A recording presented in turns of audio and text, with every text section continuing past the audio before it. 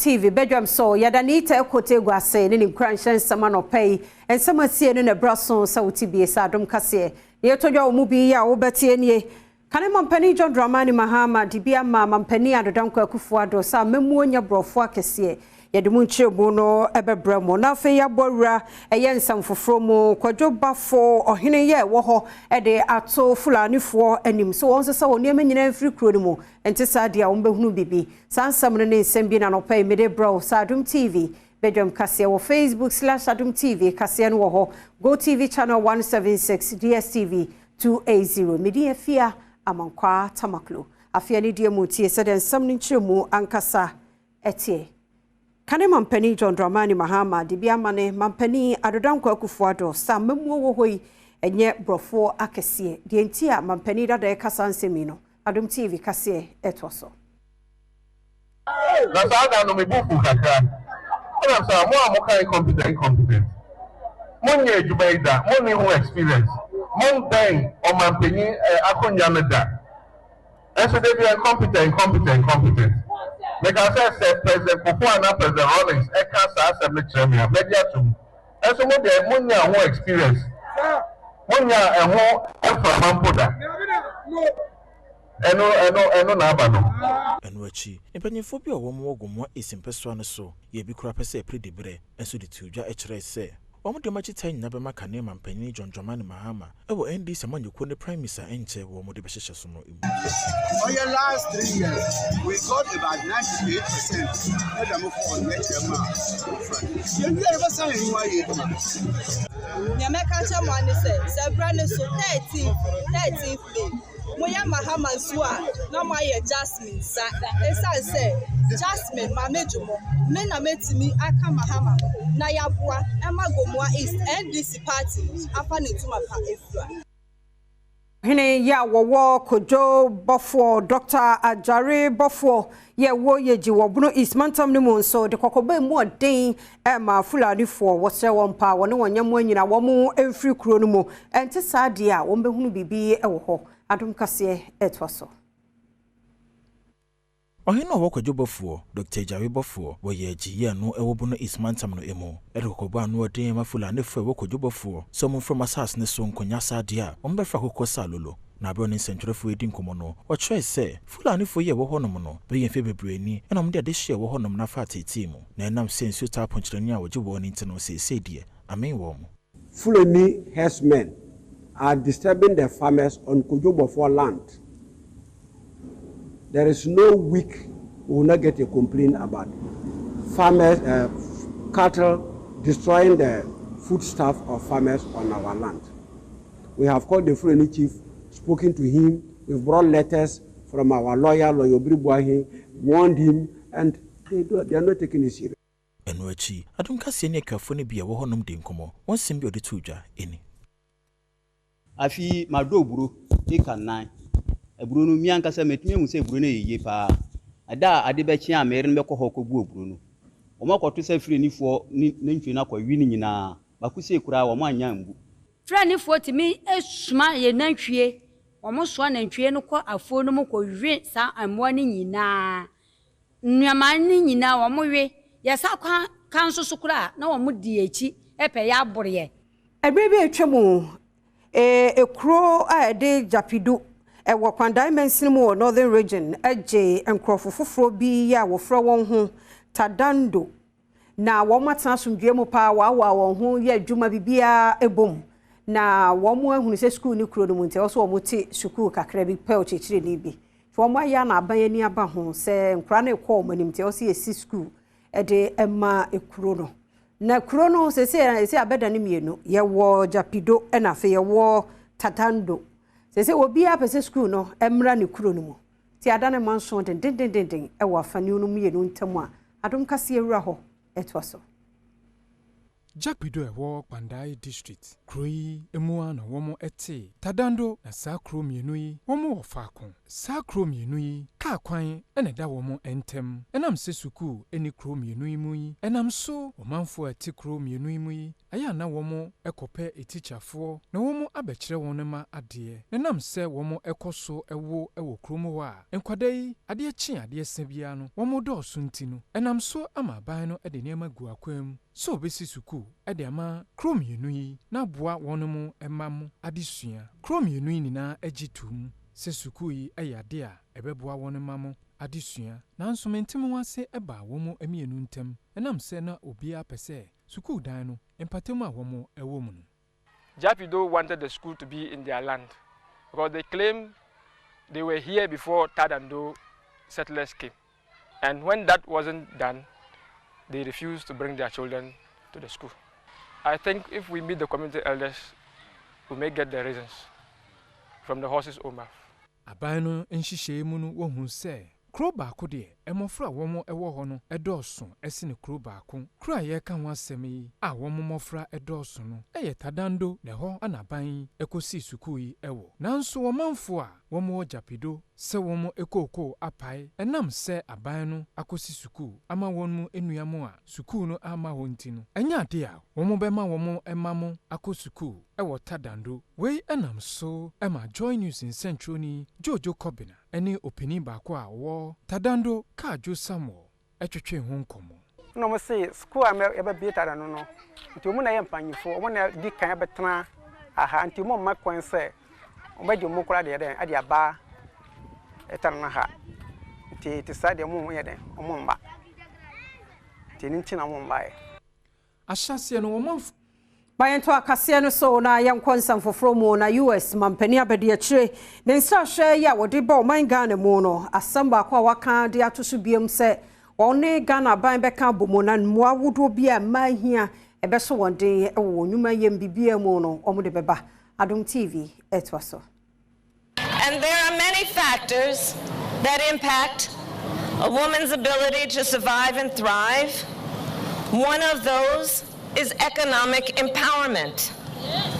And when we lift up the economic status of a woman, let's be clear, we lift up the economic status of her children, her family, her community, the entire economy benefit. So know that the United States of America will work alongside our partners each and every day to close gender gaps here and around the world. Enwachi wasan echere ekwanya aban ebetimi edisika asha ICT esuemu na maburu no so etimi ehunu de ekoso ewa ba Fontaine time so ede wo mu ahyemu. The second area where we must together make progress is in the digital economy. Whether you are a student relying on virtual courses, a farmer relying on an app for an early warning about extreme weather, or a small business owner looking to sell goods online. Digital services are essential to 21st century economies. There are places on the continent of Africa that lead the world in digital solutions. Nani emabunu achochoro ya womugina wiano so twen eye US mampani abede akire no ne waka ene de womu so te ye de omuni mfa ho no woni Adom TV atwaso. Many a Japan if you say na me ba no na me say obeka asem foforo bi ba me ba no can be say oba be ye partnership with Ghana, not for Ghana. So I remember we say on be imposed on Ghana rather oba be boyen ama yetimi ama Ghana tumpon. Showing Christ say the idea be a we be a selba no a sound still wona ngusu enje. Wherever you find yourself, either being social, economical, political, any way be a be showing Christ say obey me because we drew through and also so motivating and the more solutions we solve here in Africa, we can put Africa on the spotlight all over the world. And coming here to Ghana, it will also make the whole world to pay attention more to Africa. So I think Ghana is lucky to have her here. I just hope she can come to Nigeria too. And Amanda, me faka from all the way from Aguna Hunter, ɛna mebedu Accra ɛnɛ mebedu ahomachi ɛna mefa boat na traffic here very much nti misi fem nante ya na mebedu ha ɛna impact ɔde ama ɛna yɛ bebree kwa. I'm very happy to be here today. I feel empowered that the Vice President talked about empowering women, of course, and that she encouraged our youth because I'm for encouraging our young men. I don't want our young people to leave Ghana. I want them to stay and build our motherland. And your speaker, Aban Baben, so what the Biamane, US Mampania Bediach, one in the lame, one in the fiasm. Na ye anti gay bill, no. Quite a befaso a bay year, normally at the end, they were Ghana for no and some, and also some I told ya any. I was so happy when I read that Pope Francis directed that no Reverend Father should celebrate over a gay or lesbian marriage.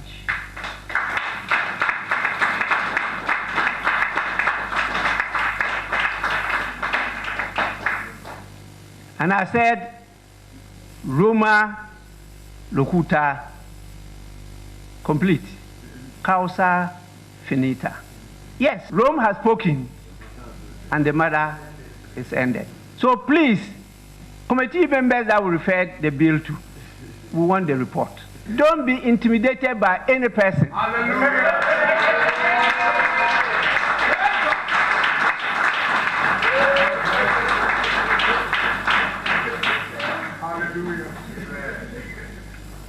I made this statement when I was a member of the European Parliament, European ACP Parliament in Brussels.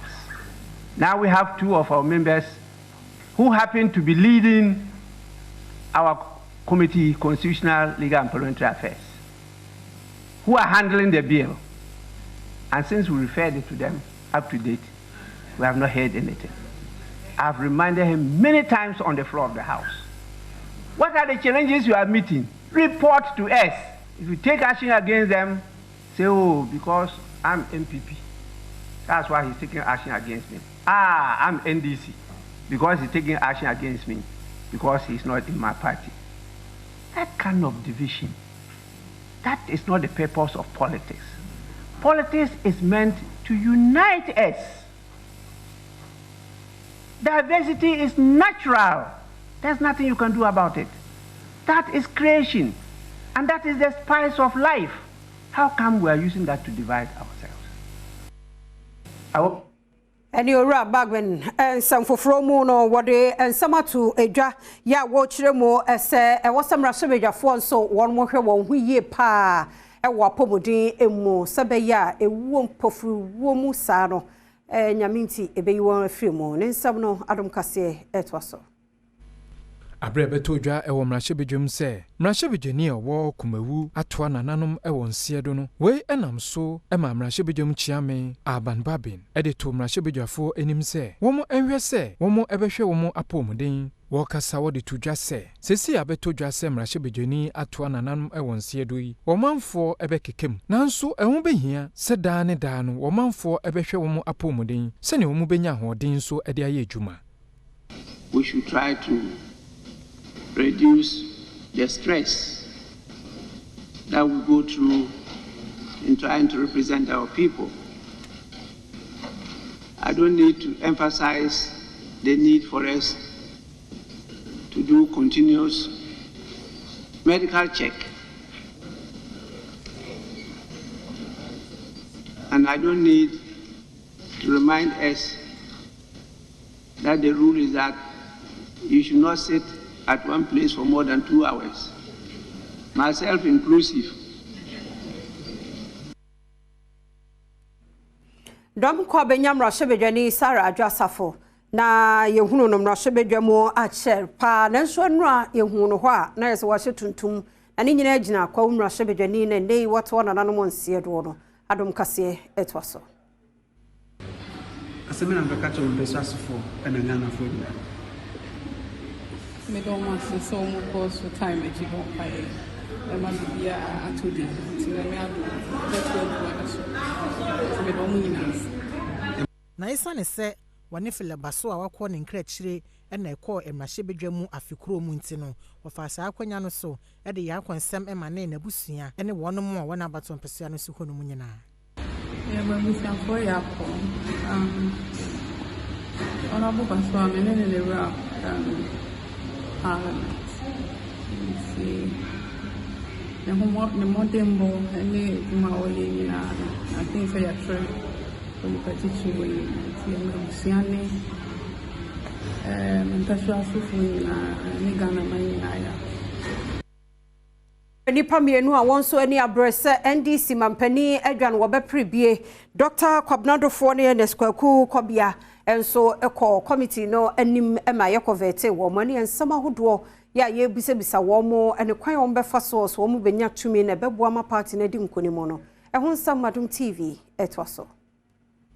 He knows what he's about, and so naturally the committee was very interested in hearing his opinions on various things concerning the Republic of Ghana and the people of Ghana.